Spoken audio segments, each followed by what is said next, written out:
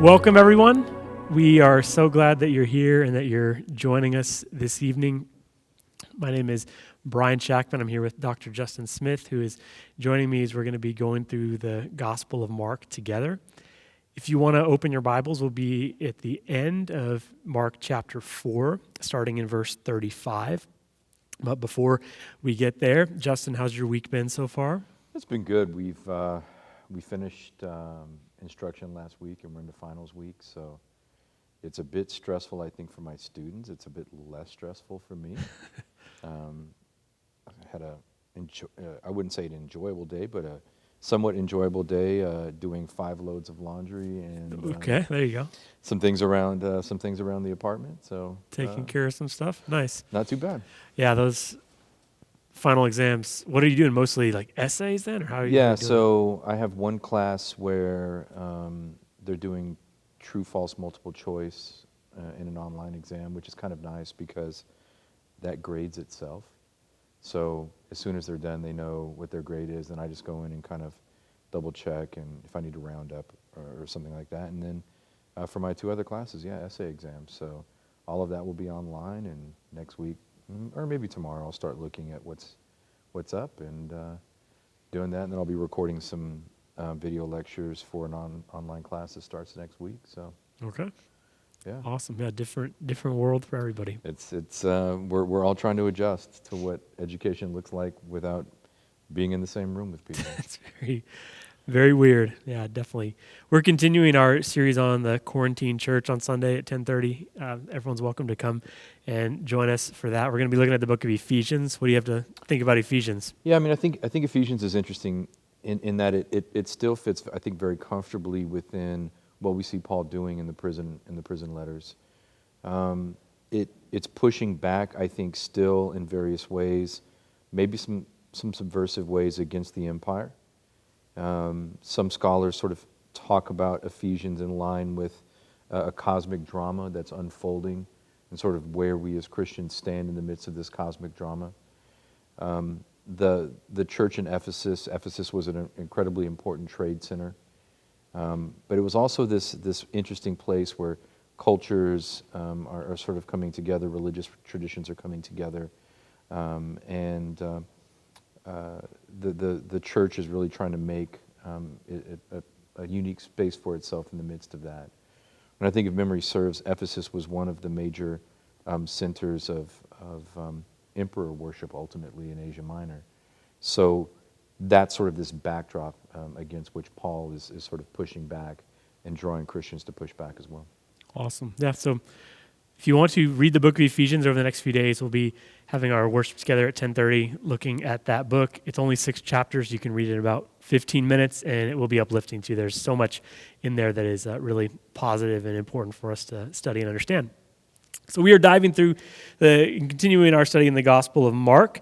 So if you want to jump in with Mark chapter 4, verses 35 through 41, this is a story that I think is very appropriate for our time and the moment that we happen to be in. So Mark chapter 4, starting in verse 35. That day when evening came, he said to his disciples, "Let us go to the other side."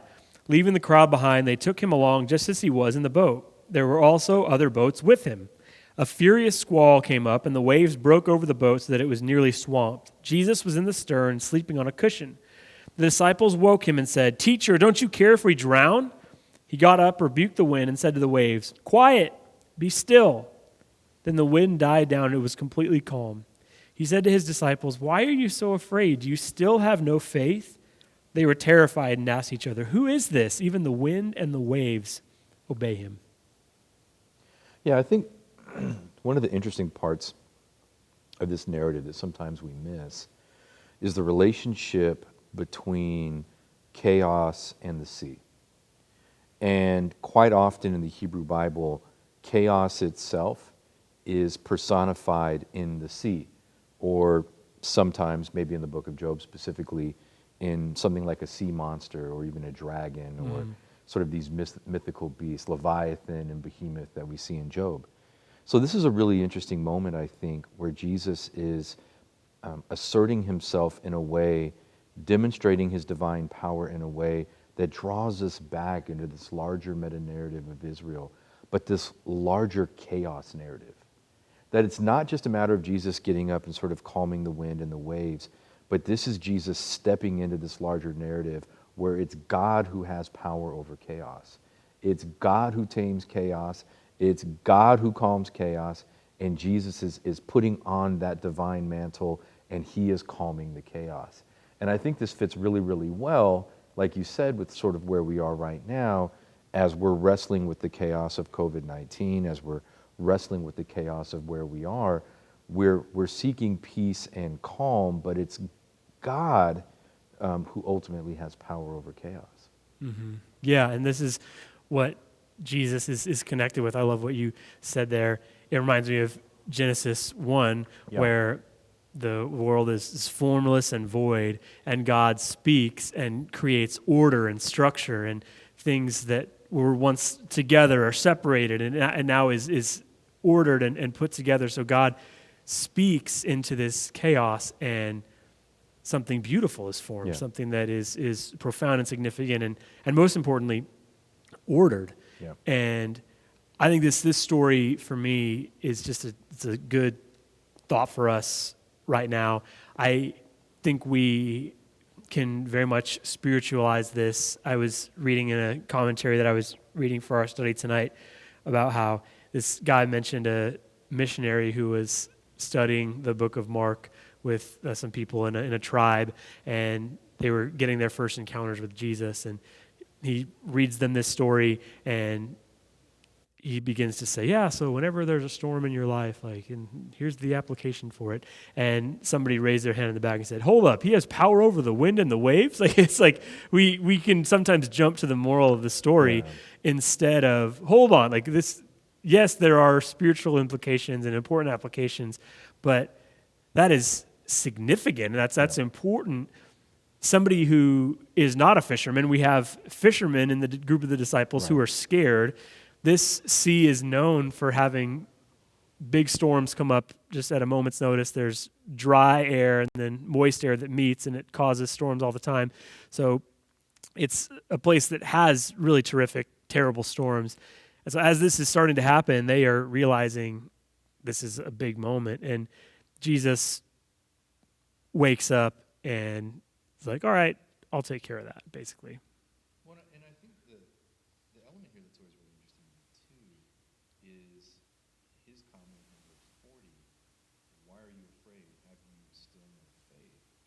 I mean, here we are, chapter 4, we've already seen a lot, the healing of the paralytic, his teachings, his confrontations with religious leaders, his pushback, his challenges, the discussion of parables and what they mean, and sort of this ongoing sort of discipling process. And in the midst of all of this, this panic on the part of the disciples. And so it's interesting that Jesus' response is, after everything you've seen, after everything you've experienced, how do you have no faith at this point?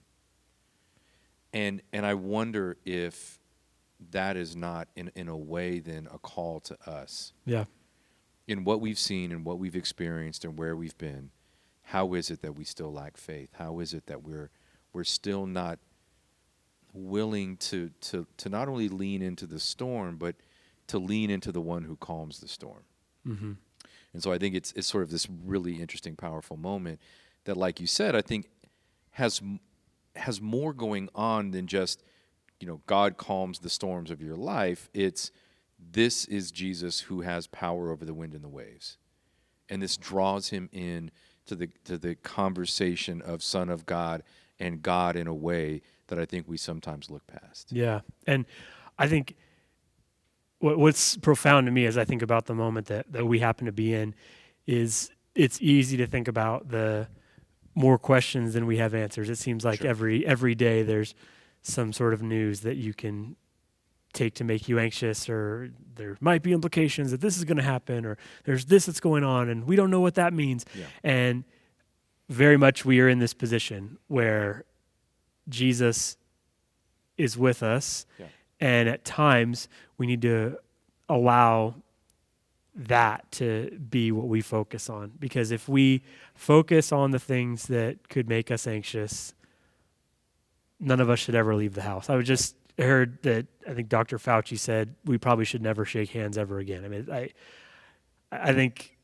there's a high level of anxiety, and we're trying to figure out what this means and what normal looks like, if ever again.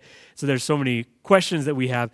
And I think that's true really of any moment of life, that we could choose to focus on the questions and choose to focus on the things that we don't have control over. And we can try to hold on and grip for those things. But we are called to be people who turn to Jesus in that moment and allow God's presence to help still our hearts. Well, and I think the other thing that's interesting here too, and this is something that comes up a lot, I think, in conversations that I have with students, is somewhere along the line, we have bought into this idea of blind faith. And we talk about it a lot, and it seems to be like a real dominant concept in how we do theology. The trouble I have with this concept of blind faith is there's no real point where we're called to blind faith. We're called to a faith in a God who has established himself in his actions in history. Mm-hmm. So Jesus doesn't get up from this, sleeping in the boat and go, why don't you have like this deep blind faith? I think Jesus is calling the disciples into the space of saying, why don't you have faith in the person you have already seen and experienced? Hmm. It's not close your eyes and hope for the best. Yeah. It's understand who you're partnered with. And you're partnered with the one true and living God who has the power not only to create, but to calm the wind and the waves. He has power over chaos. It's not conceptual. It's experiential. Yeah. And I think it's drawing us into this experience with God that we have already had. Right? So it's not blind faith, but a faith with eyes wide open, informed by experience.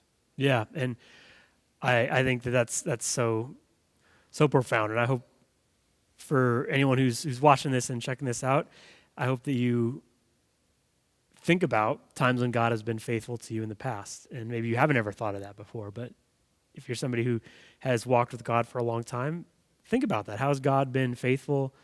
This is a terrible, hard season for everybody. I think we feel that anxiety collectively, but we have an opportunity, I think, to remember who God has been before.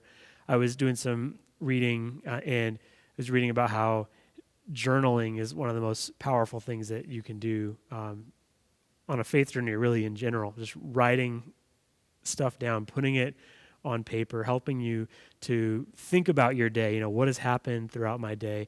I think for a believer, it has amazing implications. Like, how has God been faithful? I had some anxiety about this situation or whatever was happening, and now I'm going to center myself. And this story, I think, is so profound for COVID-19, but our moment in general. We are the most anxious people in human history. People argue that the anxiety level of a person living today is like the anxiety level of a patient who was hospitalized in a mental institution many years ago. We choose to allow certain things to be around us all the time. It used to be that only ER doctors had beepers to constantly get, hey, you got to come in because their job was really important. We all have a higher level of technology carried around with us all the time, and we're getting those notes about whatever's happening in the world that should cause you anxiety, or the economy's in trouble, or something's going on, or one of your loved ones sends you a text about what's going on. I think there's some ways that we can say, yes, I invite that into my life, but we have to find some time to then center ourselves on the presence of Jesus, because we're so anxious on our own. We don't do a good job of allowing those things to come in our minds, but then pushing them away for a little bit. Yeah, I think if anything comes out of this period, my hope is that there is this one renewed sense of reliance on God. I think we spent a lot of time in the last few years, a lot of time in the last few decades, coming up with things to make our lives easier, to make our lives more convenient, to streamline our existence, to make everything faster. And I think we've talked about this before. We talked about this a bit last week. Yeah. And in the midst of all of that, we've become incredibly reliant on lots of things, but not nearly as reliant as we need to be on God. So I'm hoping that in the midst of this, a return to a reliance on God. But I also wonder if in the middle of this, also some deeper sense of patience, some deeper sense of sort of slowing down and saying, once again, our lives unfold in years and decades. It doesn't have to unfold in just seconds and minutes. And, you know, I have to say, I'm really thankful. I get to wake up every day so far and see my wife, and I get to see my son, and my wife and I are working from home together, which for the most part has been good. You know, We need her opinion on that, but yeah. well, she has her space for the most part. I have mine. It's certainly not what we're used to, and certainly not what we've, sort of come to associate with our workspace. But, as we're reading more and more about, the number of people who are dying and the number of cases, and,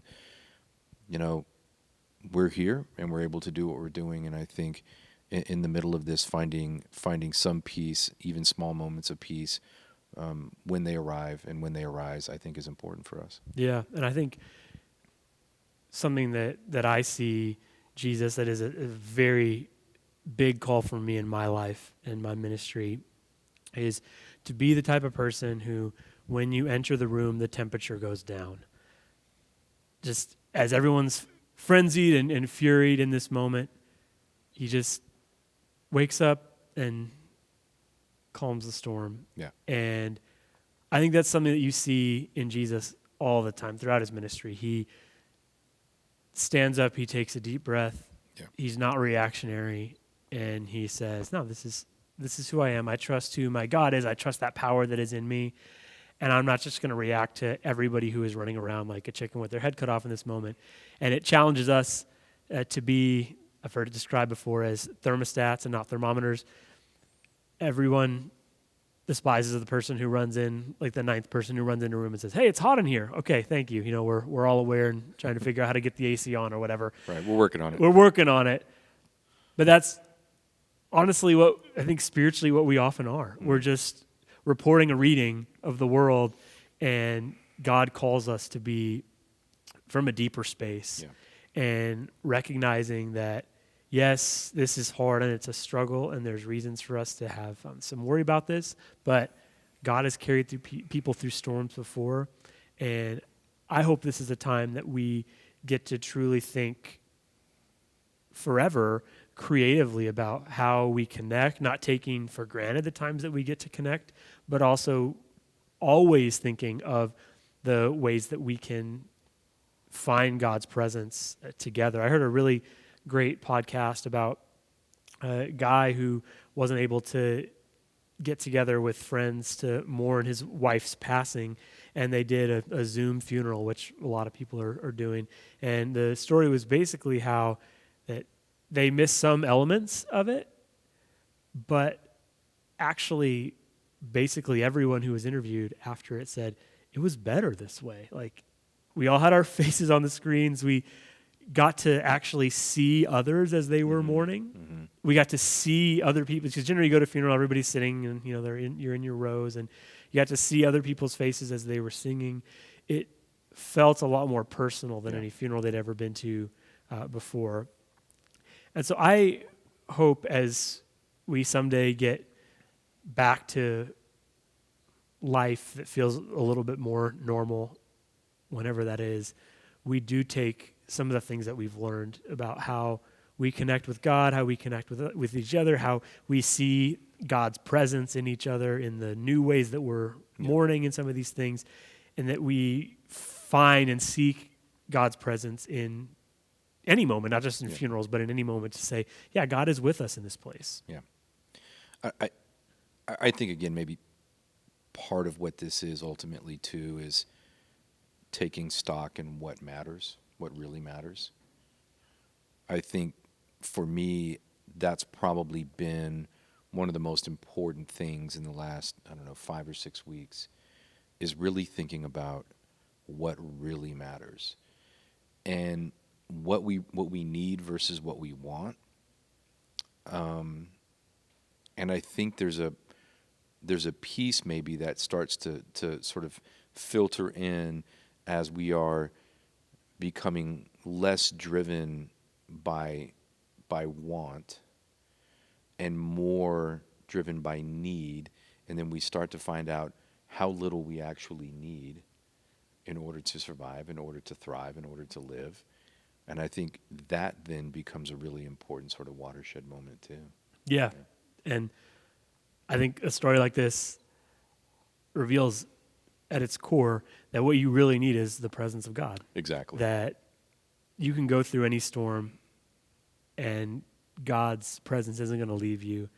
And no matter where it is that you happen to be, even in, this is a scary scene. It's death. Death is knocking at the door of the disciples, and Jesus basically teaches, I think, here that you can find calm in the midst of something like that. Even in the midst of a storm, there's a space for calm. Yeah. Your heart can be centered, and can you find that in the midst of it? So I hope anybody who is watching this, whenever you happen to be watching this, but you can seek God and find out how to connect your life more firmly with God so that you can experience what it is to walk with the Jesus who is still alive, who is in this scene teaching something that I think is very profound. Continuing on into Mark chapter 5, I'm going to start reading in verse 1. It's kind of a large chunk of text. They went across the lake to the region of the Gerasenes. When Jesus got out of the boat, a man with an impure spirit came from the tombs to meet him. This man lived in the tombs, and no one could bind him anymore than even with a chain, for he'd often been chained hand and foot, but he tore the chains apart and broke the irons on his feet. No one was strong enough to subdue him. Night and day among the tombs and in the hills, he would cry out and cut himself with stones. When he saw Jesus from a distance, he ran and fell on his knees in front of him. He shouted at the top of his voice, "What do you want with me, Jesus, Son of the Most High God? In God's name, don't torture me." For Jesus had said to him, "Come out of this man, you impure spirit." Then Jesus asked him, "What is your name?" "My name is Legion," he replied, "for we are many." And he begged Jesus again and again not to send them out of the area. A large herd of pigs was feeding on the nearby hillside. The demons begged Jesus, "Send us among the pigs, allow us to go into them." He gave them permission, and the impure spirits came out and went to the pigs. The herd, about 2,000 in number, rushed down the steep bank into the lake and were drowned. Those tending the pigs ran off and reported this in the town and countryside, and the people went out to see what had happened. When they came to Jesus, they saw the man who had been possessed by the legion of demons sitting there, dressed and in his right mind, and they were afraid. Those who had seen it told the people what had happened to the demon-possessed man and told about the pigs as well. Then the people began to plead with Jesus to leave their region. As Jesus was getting into the boat, the man who had been demon-possessed begged to go with him. Jesus did not let him, but said, "Go home to your own people and tell them how much the Lord has done for you and how he's had mercy on you." So the man went away and began to tell in the Decapolis how much Jesus had done for him. All the people were amazed. So all of a sudden we have a Halloween movie that basically breaks out in Mark. Yeah. A lot of crazy stuff going on. Yeah. Well, I mean, I think like you said, there's a lot of stuff going on here. I think we see a few different things happening. One is sort of an interesting connection. This kind of actually is a callback from some of what we saw in chapter 3, in about, 19 through 30, where there was that whole conversation about Jesus casting out demons by the power of Satan. Yeah. And then Jesus says, well, why would Satan cast out Satan? And then, if you're going to take over a strong man and you want to bind that strong man, you have to have even a stronger man to do that. So I kind of see some of those themes and images coming back here. You have this man possessed by this legion of demons. He can no longer be bound. He is too strong. And so it takes a truly strong man to sort of bind, or in this case, maybe unbind this strong man. So some interesting connections there. But then I also see a strong connection to this section that we just read. So in chapter 4, the stilling of the storm, Jesus exhibiting his power over chaos, his power over, chaos oftentimes sort of being associated with Satan in some ways, not always, but sort of kind of falling in there together, kind of working in there together. And now here you have Jesus casting out this legion of demons, once again demonstrating divine power over chaos, divine power over Satan. And I think there's actually probably some other stuff going on here as well. Yeah, I think it's one that if you're somewhat familiar with it, you can have a simple version in your mind. You think of this is a terrifying guy, the guy who, if you saw on the street, you would walk to the other side of the street, the person who you don't want to interact with because you don't even know how to begin. I mean, cutting himself with stones, screaming all day and night. They've tried to bind him with chains, but he just continues to break out of them.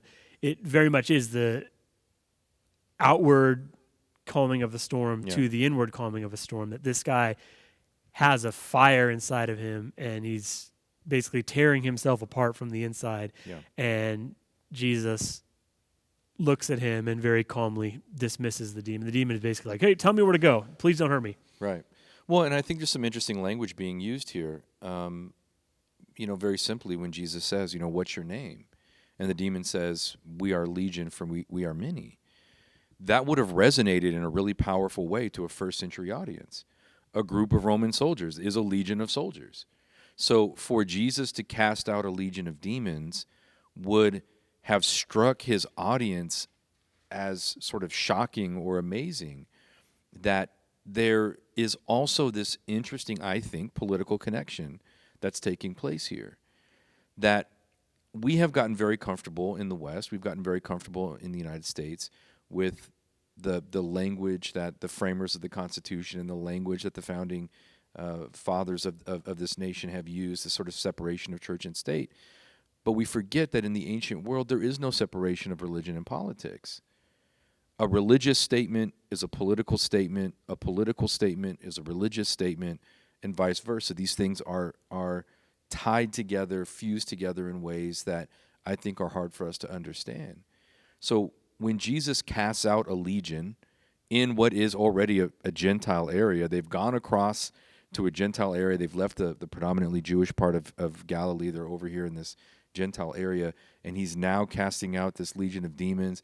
He sends it into swine. He sends it into this group of pigs, which is already sort of, well, not sort of, it's dirty, it's forbidden. This is what Jews don't eat. Yeah. I mean, this is just sort of dripping with all of this really interesting kind of Roman imperial language. He's just shown his power over the chaos of the sea, and now he's showing his power over the forces of this world, both Satan and political. And it's this really interesting, powerful moment very, very early in Jesus' career that's sort of drawing all of this together. And I think it's so powerful.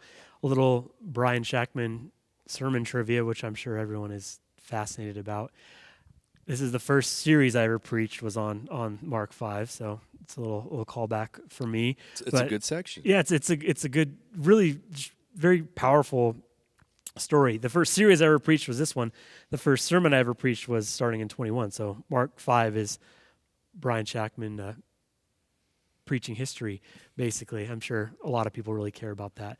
But what I think this sets up is really what comic book movies have been doing ever since, the battle of good versus evil. Yeah. And basically, we have all this history of like, oh yeah, Jesus wins. The power of evil will submit to Jesus. But in this moment, it sets up very much against him. This happens in the land of the Gerasenes, which is Gentile territory. Yep. And so it's in Mark the first time that he's going in some good work there, but now basically setting up into home court advantage for evil, basically, Yeah. moving away from the home turf Yeah. and going to an area with pigs. Jewish no, definitely. People are pretty aware of that. And it's an area with pigs plus a tomb, which is something that was considered unclean. So this is a lot of ways that Mark is telling us Jesus shouldn't have a shot to do this here. He Right. shouldn't be able, or you would question if he has the power or the ability to do this. And he basically just says, all right, get out of here and go rush into those pigs. Yeah. And it's a moment where Jesus shows his power. This title bout is set up, and Jesus not only wins, but wins with ease and dominates. Yeah. And this guy who was the town lunatic basically is now dressed and in his right mind, and he's reintroduced to his community, and it's an unbelievable transformation. Yeah. Well, I mean, it's this interesting series of moments of Jesus demonstrating power. So power over wind and waves in 4, power here over clean and unclean, but power also over Satan. And then in the next section, power over life and death. So it's this interesting way that we're seeing Jesus manifest his power in dynamic ways, but ways that are also frightening. Yeah. Frightening to the people. I mean, the disciples are frightened in the boat first because of the wind and the waves, and then I think they're a little bit frightened after Jesus Who calms is the this wind guy? and the waves. Yeah, who is this guy? Right? Yeah. And there's this way in which the people from that neighborhood, from that town, from that area are like, please just leave. Go away. We don't know what's going on here. This is very frightening for us. Just, take... You just wrecked the economy of Right. somebody. Well, that's the other thing nobody ever wants to talk about is these 2,000 pigs running into the Sea of Galilee. I actually had a former student a few years ago write a paper about the ecological impact of 2,000 pigs drowning in the Sea of Galilee. And I thought, well, that's an interesting... that's a really interesting take on this narrative. And then you have the narrative that I'm sure we'll get to next week with the young girl and the woman with the bleeding problem, and how again Jesus is sort of stepping into these spaces and demonstrating power in a compassionate way, but in a way that is still sort of unsettling and scary. And maybe that's part of the point, is that when God intervenes in our lives in unique and powerful ways, it is simultaneously compassionate and unsettling. Yeah. Yeah, I haven't thought of that before. That's a great phrase. That it's compassion, but also drawing you out. It's like not just leaving you in a comfortable space. Right. It's inviting you because the end of this story, which I think is so significant, the guy wants to hang out. And like if you've had a powerful moment with God, you just want to say, hey, let's do this forever. I want to be part of your team.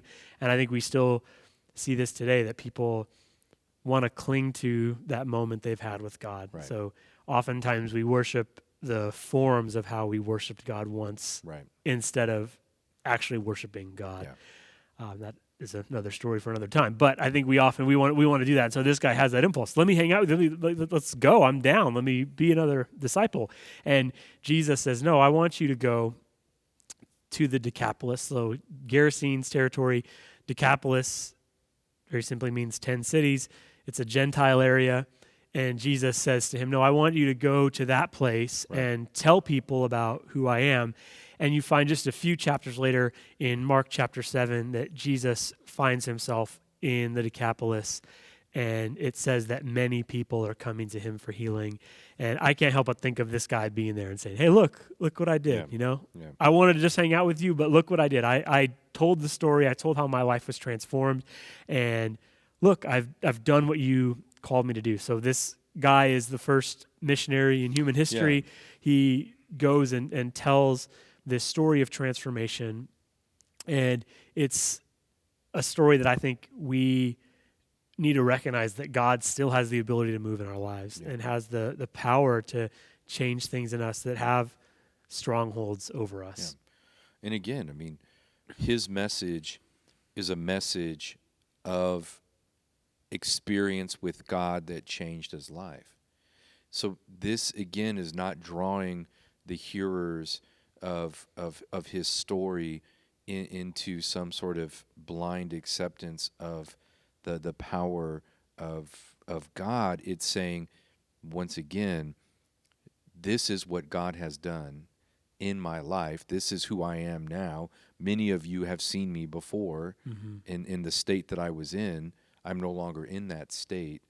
So if you're having a hard time with the words, what do you see? What do you see before you? And what you see before you is change. And I think that again draws us into this unique and powerful space. And I think as we see very, very literally in this story, you see the ways that they've tried to change this man. It's bind him up, leave him outside the city. You know, Right. we just basically want to take him to this graveyard, keep him away from us. And that is still the way that our world can try to change people, is we're going to do it from the outside in, force you, tie you up. And Jesus is revealing the reality that we all need to hear, that it's inside out. It's something that comes from us, that he has the power to do, and that Jesus has the desire to do. I love how this story, when the storm narrative starts, Jesus says to his disciples, let's go to the other side. Just a real casual, hey, let's go, let's go for a little cruise. We might as well just head out there. And this storm happens, and that whole narrative goes down. Then they land on the other side, the land of the Gerasenes, and they have this powerful interaction. And then Jesus is getting in the boat to leave again. So for me, I think it's a really compelling narrative that teaches us just how far God goes to get one, that God cares about someone who is deranged beyond belief, really not even human, you would argue. I mean, just barely human with the things that he's dealing with. But Jesus says, let's go to the other side. And then right at the end of this story, let's head back. Yeah. It tells a profound thing for us all, that God cares enough to seek us out individually. And God has the power to change the brokenness that's in us. And that God desires that and wants to look you right in the eye and say, you don't have to stay there anymore, and you have the freedom to walk in a new sort of light, and I'm willing to go on this journey to make it happen. Yeah, I think that's right. And that bookend is always powerful to me, that Jesus goes through this storm, goes all the way to the other side, and then it's like, well, see you guys later. That's what I was here to do. Was it. Yeah. I was here to do that, and we're heading back now, basically. And I think that's really significant. And this guy is restored to his community, encouraged to be a missionary. He doesn't get the chance to just stay with Jesus and hang out. Jesus then calls him, I think you said it great, the compassion of God, but also that it's also uncomfortable. It's going to cause us to continue to think about who God's calling us to be and leave the spaces that sometimes we're comfortable in and move in a new direction. Yeah, exactly. So that's the time that we have for this evening. We will be picking up with a story that Justin mentioned for just a moment, that Jesus raises a dead girl and then heals a sick woman. It's a really compelling story as well. At the top of the hour, in just a few minutes, we'll be having a Zoom call. If you have any prayer needs or things that are on your heart, you can go to glendale.church/connect and find a way to join a Zoom call with Lars Coburn, our associate minister, to talk and pray about whatever it is that you have on your heart. I know that all of us are going through storms during this season, and we have more questions than answers. We very much find ourselves in the middle of the Sea of Galilee and wondering, how much longer is this going to go? What is this going to look like? What is my job going to look like? Perhaps you've lost work. What is my health going to look like? We all have questions around that. And if you need prayer, let us know. If you can't join that Zoom call, send a prayer request. It's also found at glendale.church/connect, where you can find some prayer needs, anything that you have that's on your heart for us to pray about.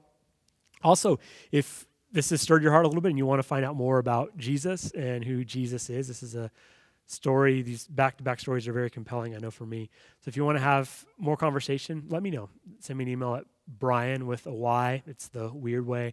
Bryan with a Y at Glendale.church. Thank you all for joining us. We hope you have a great evening, and just know that we are praying for you during this season.